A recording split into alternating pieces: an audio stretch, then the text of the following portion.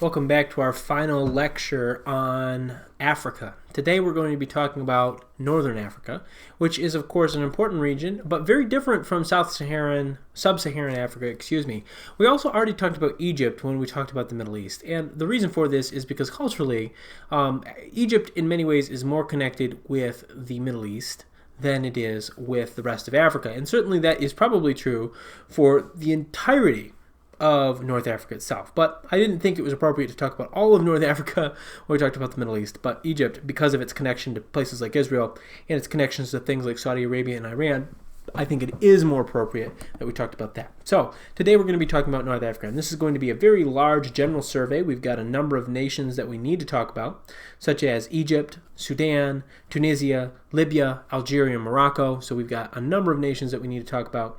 And to do that, we're going to go from west to east after we go through some history. Now, this is going to be the 5-minute version of the fastest history ever. So, let's talk about the history of North Africa. Okay, first off, North Africa was originally colonized by the Egyptians. Okay, the Egyptians settled in North Africa, and they really are the only group there until quite a bit later on in ancient history. Now, not because there weren't people in North Africa, there might have been, but we really don't have any records of them.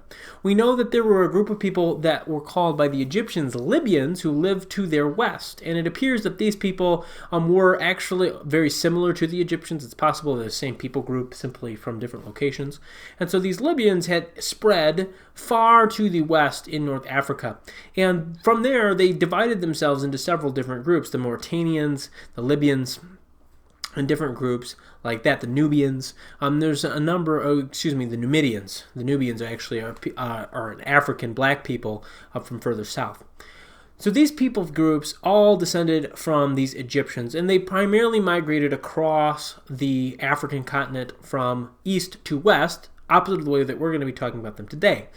We then have a later wave of colonization done by the Phoenicians. The Phoenicians were a Canaanite people that lived just north of Israel. Their most important two cities were Tyre and Sidon, which you might be familiar with not only from the Bible, but from Alexander the Great's campaigns.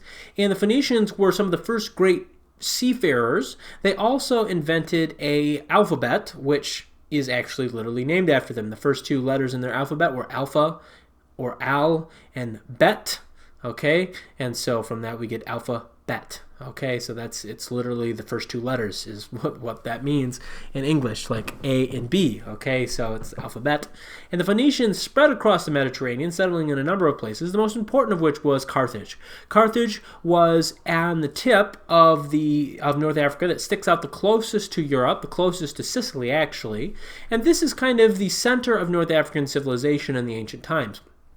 Carthage established its own empire, an empire that stretched all the way from Carthage in the middle to the edge of Africa, all the way in modern-day Morocco. It extended into Spain, it extended onto Sicily, and even southern France. And there's actually records in Carthage of Carthaginian exploration all the way into the sub-Saharan regions of Africa, if you can believe that. These explorations did not last very long. They seem to be very short in duration, but we actually have records of the Carthaginians trading with black Africans, and they would leave supplies on the beach, and then the Africans would come up and leave an amount of gold, and the Carthaginians would take the gold, and the Africans would take the trade goods and come back. Really, really quite interesting. Although exactly where this happened, we don't know. So it's hard to be dogmatic and say they discovered sub-Saharan Africa before the Portuguese did from a European perspective. But still, they had some contact with West Africa all the way back in the 500-600s BC. Very, very impressive. Now, North Africa, or Carthage, is defeated by Rome in 3 Punic Wars, First, Second, and Third Punic War. And after the Third Punic War, the city is burned to the ground, and Rome rebuilds the city effectively as a Roman outpost. And this city is one of the major and leading cities of Rome throughout the rest of Roman imperial history. In fact, in the 300s, it is the third most important city in the Roman world, right after Rome itself and Alexandria. Carthage was the home of a large Christian sect, and probably one of the most famous Christians of this early era, St. Augustine or Augustine, depending on whether you're from the United States or Britain. I personally prefer Augustine, but you might have heard it St. Augustine. And the city of Carthage was very important. However, the city fell to the Vandals in the 400s AD and was eventually really reduced in prominence in later eras. And in fact, it was replaced by a city called Tunis in a slightly different location when the Muslims conquered the area in the 700s AD. With Muslim conquest, North Africa began to differ greatly from its old roots. No longer was it really just an extension of Europe. It was culturally different, linguistically different, religiously different. And so there's really a divide that begins to separate from Europe and from North Africa. And this is really the time where North Africa begins to be its own different place. Really, if you had asked a Roman, where's North Africa, he could have told you Africa's, over on the other side of the Mediterranean. But the people that lived there spoke Latin and Greek, and they looked a lot like him. And so there wasn't a lot of differences. But it's in the 7th century with the Arab invasion that we really start to see some major differences occurring between Europe and North Africa itself. Now, the reason we're starting in west and going east is because we need to talk about the identity of the Muslims that made their way across the desert, across all of North Africa, and ended up in Morocco. These people intermarried with several important groups of people. Number one was the Europeans. The Muslims arrived at the edge of Africa, and rather than go south across the Sahara Desert, they instead went north into Spain. And these people are generally called the Moors, which eventually leads to Morocco. And of course, we shorten the Moor part of that to Morocco. Okay, so it's for the name Moors. And the Moors conquered Spain and, in fact, drove into France, where they were defeated by Charles Martel in 732 at the Battle of Tours. And, of course, that's a really important date that you should definitely know. And slowly, over the next 700 years, the Spanish Christians drove the Muslim Moors back into North Africa. And the remains of this Muslim sultanate becomes the Kingdom of Morocco. The Kingdom of Morocco fought several wars against the Spanish. The Spanish were still coming after the Muslims with a vengeance for a number of years. In fact, Morocco eventually became a colony of Spain herself. Kind of embarrassing. The northern parts of Morocco became Spanish eventually, and the complicated wranglings of the 17 and 1800s, Morocco actually fell under the control of the French because Spain was the sick man, or one of the two sick men of Europe, and really couldn't maintain control over its colony anymore, and so France instead moved in. Today, Morocco is a famed city for its beautiful sights. It also rose to international prominence because it was the site of the first U.S. invasion during World War II. The U.S. actually invaded Morocco and fought French troops, of all things, in 1943. Again, this is a sad moment in military history where the first enemies that the United States fought in the European theater of World War II were French, who the Free French were our allies. Vichy France was technically an Axis member, an enemy of ours, but still it's kind of sad that Americans were killing the French, the first thing we did in World War II. After World War II, along with the rest of the French possessions in Africa, Morocco was allowed to become its own nation, and Morocco actually absorbed some of the old Spanish territory, although not all of it. In fact, if you go on Google Maps today, you can see several Spanish outposts that are still in Spanish hands in Morocco. And so there actually are European cities in Africa. They're part of the EU, and so you can actually cross a land border between Africa and Europe. It's the only place that is the case. With the decolonization of Africa, Morocco also came into ownership of a section of the Sahara Desert controlled by Spain. And this is actually a fairly controversial piece of territory. It's called the Western Sahara. And if you look at a map, it's actually separate from Morocco. It's almost like it's a separate nation, but it's not. It's controlled by Morocco, but it is disputed by a Muslim group. Now, the Moroccans are Muslim, don't get me wrong, but because of this dispute, many maps, and in fact almost every map, kind of marks it as a separate location, and oftentimes they don't mark it as the same color as Morocco, even though Morocco controls the entirety of the area, with the exception of a few empty desert sections which are claimed by these terrorists. And yet there is questions about this, and oftentimes if you see survey results of the world, Western Sahara doesn't have any data at all, and that might give you the idea that it's a totally unclaimed piece of territory, but it actually has several 100,000 people living in it that consider themselves Moroccans. Anyway, kind of complex and interesting. Next, we move over to Algeria. Algeria is one of the largest nations in Africa, and in fact, with the breakup of the Sudan, I believe it is actually Africa's largest nation, perhaps behind the Democratic Republic of the Congo. I don't have that information pulled up right now, but it is a very large nation. Famously, it was the realm of the Barbary Corsairs in the 16th, 17th, and 18th century. The Barbary Corsairs were a group of Islamic pirates who attacked shipping in the Mediterranean and even eventually got so bold as to venture out into the Atlantic.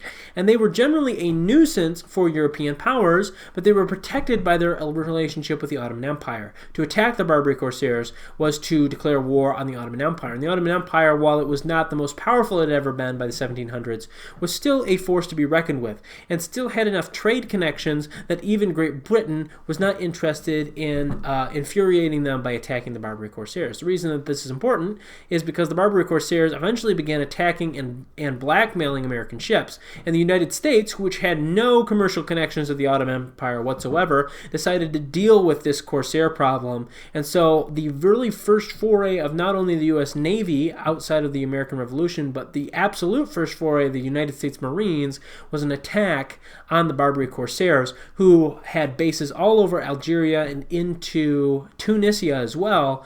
And this is immortalized in the famous line of Semper Fidelis, the Marine Corps anthem, in the phrase "to the shores of Tripoli." Tripoli is the area of Algeria and Tunisia. And this is where the Marine Corps really got its first fighting action and wiped the floor with these Muslim pirates and really freed up the area for shipping. Since then, Algeria has been primarily controlled by the French. The French moved in the early 1800s and controlled the area for a number of years. Algeria wanted to be its own independent nation sooner than France wanted to. And in fact, Algeria itself caused a number of problems for France after World War II. France held on desperately to its colonial possessions, and Algeria protested this, and eventually this led the French to fire on demonstrators. More than 6,000 Algerians were killed in protests for their own independence. And this turned not only Algeria against the French, but much of the former French colonial empire. Unlike Britain, which has what's called the Commonwealth of Nations, a huge network of nations that were once British colonies that still technically have Queen Victoria as their monarch and still associate with Britain in certain things such as sporting events and general public foreign policy. The French do not have that because of the sour relations that were caused to many colonies by the handling of the Algerians by the French. Moving on, we have Tunisia. Tunisia is the smallest of the North African states. It's very small, in fact, and it is, again, in the region of Carthage. Now, Tunisia was controlled by the Italians, and Tunisia is the location from which Erwin Rommel launched his famous attacks during World War II. If you took World War II with me, I'm sure you remember these actions by Erwin Rommel and his drive on Egypt. This is really what Tunisia is most famous for in the modern era. In the medieval era, it is also the site of the Eighth Crusade, which actually took the city of Tunis, which is the capital of Tunisia, which is a long way from the Holy Land. Let's just leave it at that. Moving on, we have Libya. Libya is one of the countries in North Africa that has a much more interesting and much more complex modern history. Libya was controlled again by a succession of the English and then the Italians and then the English again. And Libya was eventually taken over by a very charismatic but interesting Muslim leader by the name of Muammar Gaddafi. Gaddafi is an interesting character, and he's kind of similar to Saddam Hussein in many ways. He was a military strongman. He was a minority candidate. In fact, one of the main groups that he courted to have power were black Libyans from the southern part of Libya. He's very famous for doing a number of things, such as gassing his own people. Again, if that sounds like Saddam Hussein, you're not wrong. He was also suspected of developing nuclear weapons capability. Now, he never did, or at least the weapons were never found, and eventually he was assassinated in 2009, and since then, Libya has been undergoing an intense civil war, one that does not get into the news very often, partially because it's not quite as complex as the Syrian civil war, but still incredibly brutal, involving thousands of deaths and thousands of refugees fleeing to neighboring nations. Egypt we've already talked about, and again, Egypt has a long and storied history and one that we won't go into. Finally, let's finish up with the Sudan. The Sudan was once part of the British Empire, and it was conquered by the British in the 1800s, and in modern times it has undergone intense periods of civil war, as I believe I mentioned in previous lectures. Currently, the country is divided into two sections, South Sudan and just Sudan, although you can think of this as North Sudan.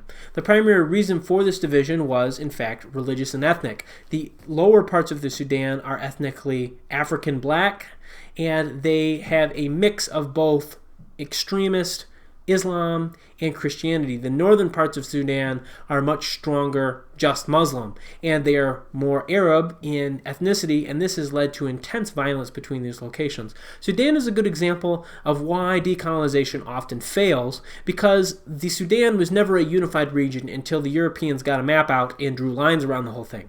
In reality, it was not a unified place, and the people that lived there did not get along very well, and this eventually backfires badly on the people that live there, unfortunately. And so the Sudanese are still dealing with major problems today because of these bad designs. That's all I have for you guys today. This is a really short survey of North Africa. I wish I had more time to go into detail, but again, without pictures and things like that, really we just don't have time, and we're running out of time. If you can believe that, by the time you're watching this, you only have 2 full weeks of school left and then finals. Hard to imagine. Different end to this year. And with that, that's all I have for you guys. Please work hard. We're very close. Keep focusing, and I'll see you next time.